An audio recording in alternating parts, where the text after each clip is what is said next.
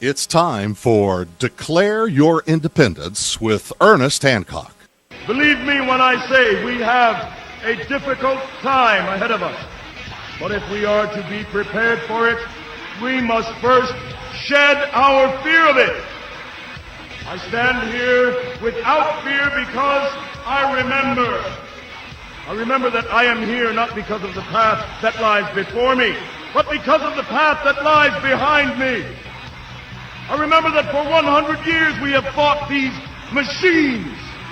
And after a century of war, I remember that which matters most. We are still here! Tonight, let us make them remember we are not afraid!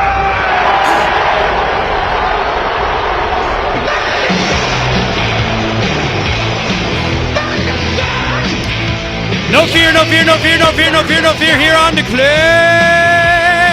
Your Independence with me, Ernest Hancock, here in Phoenix, Arizona, IA from the BEA beautiful studios of Freedoms of the Nest, freedomsphoenix.com here on the farm. Let me tell you where there's big farms. It's in Iowa. I've been to Iowa several times, and I'll tell you, oceans of corn. Oceans. I mean, horizon to horizon, most amazing thing I ever saw.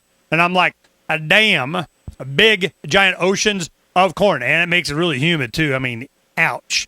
And I've been there several times, and early on in 2007, I met a young man named Ryan Mott.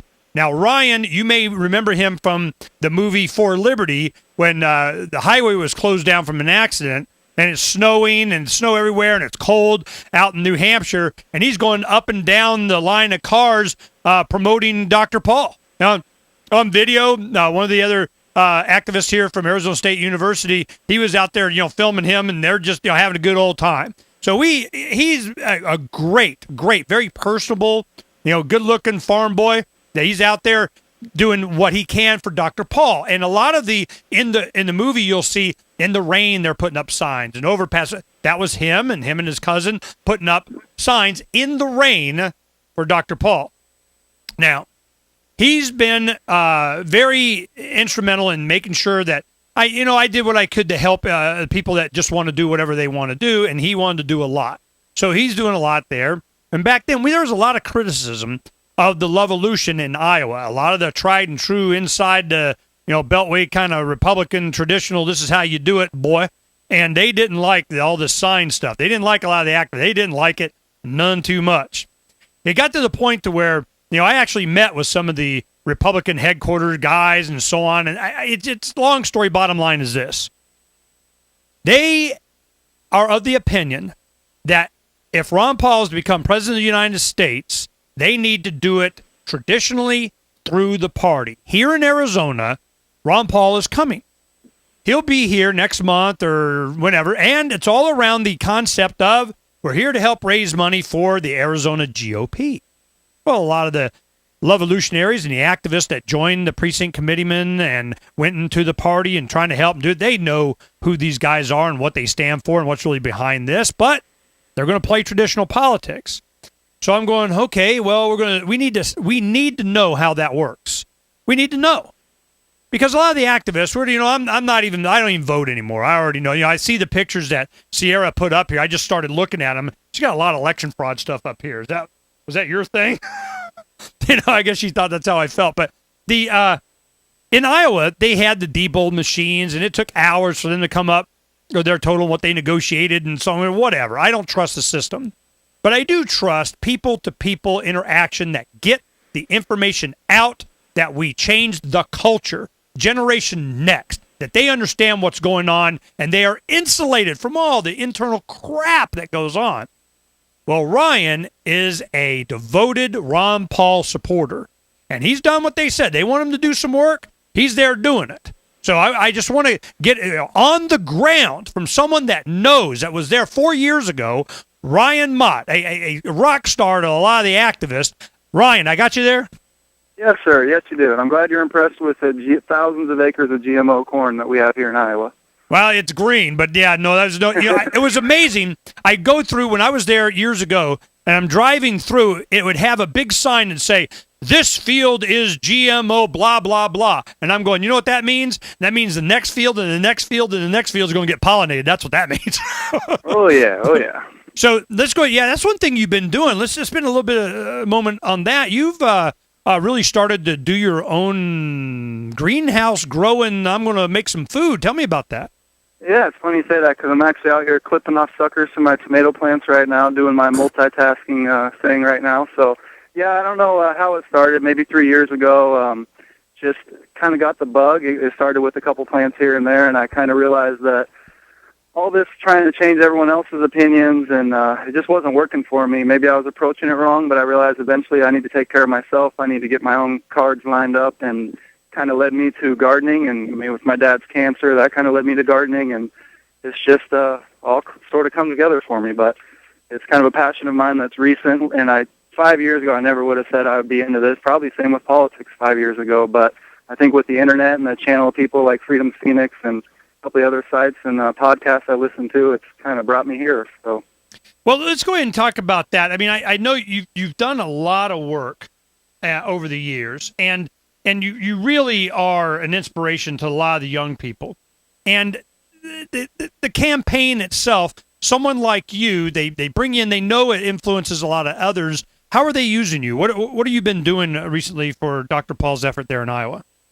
Well, to be honest with you, most of the stuff I do nowadays is by myself, because like you were saying earlier, talking about the personal interaction, and I like to get out to the farmers markets, wear my Ron Paul shirts, talk to the farmers, talk to the people out there. There's always a couple people that will stop me. I do the door-to-door, hand out flyers, and I kind of do my own thing, and I figured I would help since my job now is talking on the phone all day, so I figured I'd help them out making phone calls a couple days back, so I put in about 3 hours one night after getting done talking for 8 hours on the phone at my job, so I apologize about my voice right now. But yeah, they just wanted me to place calls, and I was cool with that, and all they were trying to do was get supporters down to the straw poll, and that was kind of their number one focus. So, well, I can understand that. I mean, that's the Iowa straw poll. Let's go ahead and do that Iowa straw poll thing. But the problem is, one, I don't trust. We got a firsthand look at this. Computer, how I don't trust it. Okay. Oh, that was fun. Yeah, the old Diebold issue. Yeah, no, let's set that aside. But the activism that came from guys like you that were really in the streets doing all this, it forced the media to pay attention not only to Dr. Paul but the results of the straw poll. I'm afraid what's going to happen is that they're going to be a situation. They already started it. They're saying, John McCain didn't go to the straw poll. Nobody cares about Iowa straw poll anymore. It doesn't matter. McCain got the nomination. It didn't matter. So if Dr. Paul kicks their butt, which may very well happen, it doesn't matter. It's a blip. It'll keep him in one more debate. Well, okay. All right. Well, if that's how they want to roll. Or if he loses, if Romney wins, it'll be the biggest thing in the freaking planet, So what's your impression of how the media is handling there? Does Dr. Paul, one, get mentioned, and two, should he be mentioned? How much support does he have there? Well, actually, to be honest with you, there's a lot more support than there was 4 years ago, but there's a lot less support with the people doing the things I am and the spontaneous movements like the meetup groups and just someone sending an email, hey, let's go here tomorrow, and you get 100 people showing up. So there's not a whole lot of that anymore. There's just a lot of the phone banking and going into the headquarters. But, of course, like you said, the straw poll is coming up here in a couple days, so that's kind of what they're focusing on. Was there any street activism, since the beginning of the campaign? I mean, before it was Iowa was the center of the universe and a bunch of stuff. I mean, I remember going and hundreds, if not thousands. I mean, even just you were getting blamed for all kinds of stuff. They blame Ryan for everything. And then after you left, you were getting blamed for everything because I said it was Ernie. Yeah, right. No, but yeah, and I still hear today, now that Ron Paul has grown, I still hear people saying, I remember in '08 I saw those signs up all over the freeway, and, they'll try telling me at the campaign that none of that stuff matters, and, but subconsciously I think people remember that, and they saw the signs all over Ames, all over Des Moines, so we put them up on any place you could attach it. It didn't matter if it was a branch or a fence or an overpass, we attached them. But when we come back, we'll talk some more with Ryan Mott, an activist there, and what's actually going on this time, because we need to know so that we can make a comparison afterwards on what works better, traditional or new activism. We'll be right back.